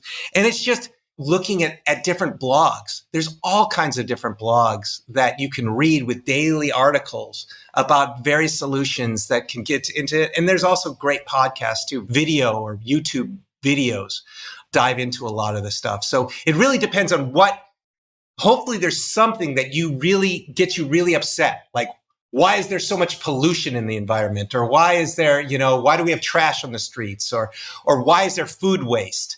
Finding something that you really care about and either going in it personally or professionally and learning about it and seeing how you can use your time and your passion and turn it into, or your disgust, and turn it into something positive and help. And for people listening, I'll also include links to everything we've discussed in the show notes. So you'll have a couple of places to start nibbling and exploring at tim.blog/podcast. Tony, you're always inspiring to talk to. I always get to, recharge myself full of piss and vinegar to go out and tackle something difficult. So I appreciate that about you. And I also appreciate that you're an uncommon blend of someone who's deeply technical, but also deeply honed. I was going to say deeply talented, but that might imply something innate, which you may also have, but you have developed the skill of storytelling and communication. And I think it's a really formidable combination. Thank you. I do think it's incredibly compelling. And it was all learned. Your audience can learn it. Yeah. You can learn it. It's just always thinking about the audience, thinking about the message. Why are you doing this? Why, not what? And it's about the mission, not about your ego. And the why, and the storytelling, plus the technical side, and a lot of details are conveyed, I think, beautifully in the new book, Build, subtitle, An Unorthodox Guide to Making Things Worth Making. And I am going to read a lot more of this book. I did a little taste tester, over the last 24 or 48 hours. And it's very well, I just want to give you credit where credit is due. It's very well formatted. I'm amazed how many well-written books are poorly formatted in the sense that they are simply visually difficult to absorb. But the book is formatted in such a way that the pages are incredibly readable and the chapters are incredibly short. So the kind of rat with a kind of cocaine pellet dispenser dopamine reinforcement used in the positive sense. I know it's a bit of maybe an awkward example, but it's very self-perpetuating as a reader experience. So I really encourage people to check it out. I really appreciate it because I spent a lot of time re-architecting, the book and trying to get it into that thing. And that was a big risk. We took a risk, threw it out there and see, because I think it's unlike other books. Like I said, it's not, you can read it literally, but it's really not for that. And we just want to help, at the end of the day, just want to help. And to be truthful, if you buy the book, there is all proceeds, that come to me or any profits that come to me. They're all going to a climate fund that I'm going to run, that I'm matching with 5 times the money. So whatever comes out, I'm matching it 5 times. And we're going to personally manage and put that money to work in climate crisis solutions. And we're going to continue to invest that. And then over time, we'll then be donating all the profits of that as well to climate-focused charities. So the whole thing here is just to give back, to inspire people who are working on tough societal health or planet scale problems, help them learn through the failures we had, and to also help the planet. So trying to, take whatever comes out of it and reinvest it, because the whole world, as we know, it's circular. Everything in the world is circular. And so I want to make sure this all goes back. And I hope your listeners, your watchers will find a value in the book and go out and purchase it so that, you can be also helping find the solutions to climate change, helping us find the solutions to climate change at least. So people, check it out. Build, An Unorthodox Guide to Making Things Worth Making. Tony Fadell. You can find him on Twitter and Instagram at @tfadell, Fadell. You can find Future Shape on Twitter at Future Shape LLC. And is there anything else you'd like to add, Tony, before we wrap up? Any comments, other requests to the audience, complaints, anything? So at the end of the day, with the Ukraine-Russian war that's going on, we have geopolitical tensions between China and the rest of the world and everything. I've been trying to really understand from a historical perspective what that means and how technology can be brought to bear on those things. And so I've been reading books like The 100-Year Marathon, something like this, just to learn, to get from a different perspective. That's by Michael Pillsbury. I'm also been really fascinated by The Changing World Order by Ray Dalio. And when you start to look at history repeating itself, it's really insightful to help you try to understand the world better. And these books do a great job of illuminating those things.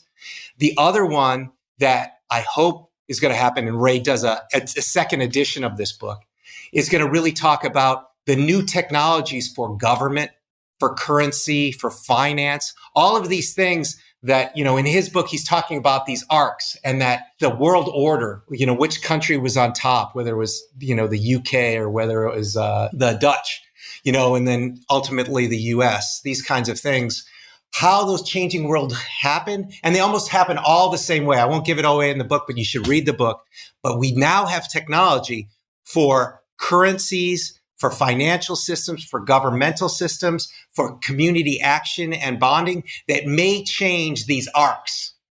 It's so disruptive. They may change these arcs. And it doesn't mean what is written in the book today will happen tomorrow in the future, because now technology can change those fundamentals that have been more or less locked in for the past hundreds of generations. So it'll be very interesting to see how these lessons or these historical lessons change as we change the technology. So I think those are 2 really great books that people should, if they want to understand a little bit about what's going on and make sense of it, those are 2 really great books.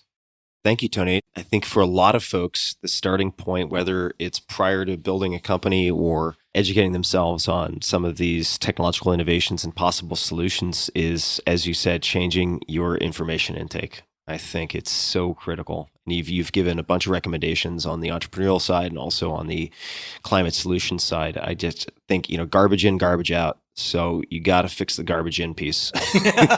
Without a doubt. Yeah, you just can't give automatically any company that wants it root access to your brain. It's a very dangerous set of permissions to just automatically give away. So really thinking about information intake, I think you've given some really good guidelines. So thank you for that. Well, thank you. Thanks for the time. Hopefully our discussion on your small team management stuff, maybe that can help a little bit. Oh, great. Oh, I took a ton of notes. And it's incredible how some of the most powerful insights can be just hiding in plain sight, right? Like I was thinking in my head of this kind of false, well, in a sense, like a false dichotomy of the time sharing versus task sharing. And in my head, I'm thinking, well, once you task split, those are set. Although I didn't even phrase it in my mind because it didn't occur to me that you would have a rotation. Right? I mean, it's so simple, but I needed someone to fucking tell me. God, it's just like, how blind can you be sometimes? It's incredible. So I'm very excited for you. I know everybody's burning the candle at both ends right now on your team for the book launch. I think the book really stands on its own 2 feet. A lot of people do a big push for a book launch, and at the end of the day, the book has to stand on its own. And I think the book has a lot of really, really good tactical advice. So I appreciate you taking time once again to have a conversation with me. It's nice to see you. Really appreciate it. Thanks, Tony. And to everybody listening, well, first of all, thank you for listening. And until next time, be a little kinder than necessary. Cultivate optimism. It is something you can cultivate. Start with picking your information sources more carefully. And I encourage you to check out the book, Build, an Unorthodox Guide to Making Things Worth Making by Tony Fadell. And once again, till next time, thank you for tuning in. Hey guys, this is Tim again. Just one more thing before you take off, and that is 5 Bullet Friday. Would you enjoy getting a short email from me every Friday that provides a little fun before the weekend? Between 1.5 and 2 million people subscribe to my free newsletter, my super short newsletter called 5 Bullet Friday. Easy to sign up, easy to cancel. It is basically a half page that I send out every Friday to share the coolest things I've found or discovered or have started exploring over that week. It's kind of like my diary of cool things. It often includes articles I'm reading, books I'm reading, albums perhaps, gadgets, gizmos, all sorts of tech tricks and so on that get sent to me by my friends, including a lot of podcast guests. And these strange esoteric things end up in my field, and then I test them, and then I share them with you. So if that sounds fun, again, it's very short, a little tiny bite of goodness before you head off for the weekend, something to think about. If you'd like to try it out, just go to tim.blog/Friday. Type that into your browser, tim.blog/Friday. Drop in your email, and you'll get the very next one. Thanks for listening. This episode is brought to you by 8 Sleep. My God, am I in love with 8 Sleep. Good sleep is the ultimate game changer. More than 30% of Americans struggle with sleep, and I'm a member of that sad group. Temperature is one of the main causes of poor sleep, and heat has always been my nemesis. I've suffered for decades, tossing and turning, throwing blankets off, putting them back on, and repeating ad nauseum. But now, I am falling asleep in record time, faster than ever. Why? Because I'm using a simple device called the Pod Pro Cover by 8 Sleep. It's the easiest and fastest way to sleep at the perfect temperature. It pairs dynamic cooling and heating with biometric tracking to offer the most advanced but most user-friendly solution on the market. I polled all of you guys on social media about the best tools for sleep, enhancing sleep, and 8 Sleep was by far and away the crowd favorite. I mean, people were just raving fans of this. So I used it, and here we are. Add the Pod Pro Cover to your current mattress and start sleeping as cool as 55 degrees Fahrenheit or as hot as 110 degrees Fahrenheit. It also splits your bed in half, so your partner can choose a totally different temperature. My girlfriend runs hot all the time. She doesn't need cooling. She loves the heat, and we can have our own bespoke temperatures on either side, which is exactly what we're doing.